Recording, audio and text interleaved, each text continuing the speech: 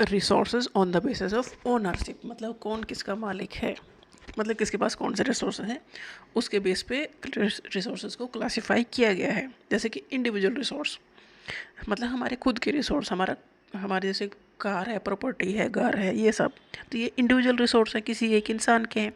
और individual resources owned by a single person और a family, सीधी सी बात है, फैमिली की प्रॉपर्टी है।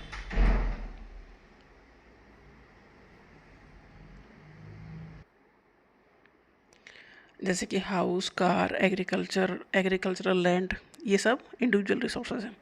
Community resource owned and used by all members of the community, मतलब पूरी कम्युनिटी की वो प्रॉपर्टी। जैसे कि पार्क है, पब्लिक लाइब्रेरी है, प्ले ग्राउंड है, तो पूरी कम्युनिटी के हैं वो, कोई एक मालिक नहीं है, पूरी कम्युनिटी का है वो, तो इन्हें कहते हैं कम्युनिटी रिसोर्सेज। नेशनल रिसोर्स मतलब जो एक पूरी कंट्री की प्रॉपर्टी है, जैसे कि फॉरेस्ट है, रिवर्स है, लेक्स है, मिनरल्स है, इंफ्रास्ट्रक्चर है, ये पूरी कंट्री की प्रॉपर्टी है, किसी एक इंसान की या कम्युनिटी की नहीं है। National resources are owned and controlled by a country and manage by the national government, जो कंट्री के रिसोर्स है उन्हें मैनेज करते हैं नेशनल गवर्नमेंट, मतलब prime minister. Used primarily for the country's development, जो नेशनल रिसोर्सेज हैं वो यूज किए जाते हैं कंट्री के डेवलपमेंट के लिए।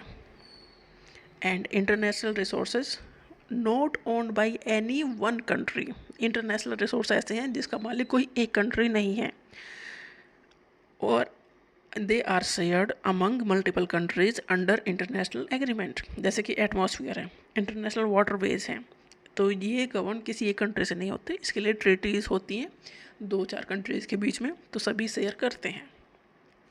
तो इंटरनेशनल रिसोर्सेज का मतलब ये है कि कोई एक कंट्री इनकी मालिक नहीं है, इन रिसोर्सेज की मालिक नहीं है।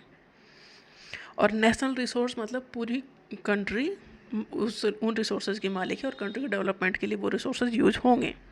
तो ये जो क्लासिफिकेशन है ये है on the basis of ownership, मतलब कौन किस रिसोर्स का मालिक है उसके बेस पर रिसोर्स को क्लासिफाई किया गया है। जैसे कि individual resource, community resource, national resources and international resources.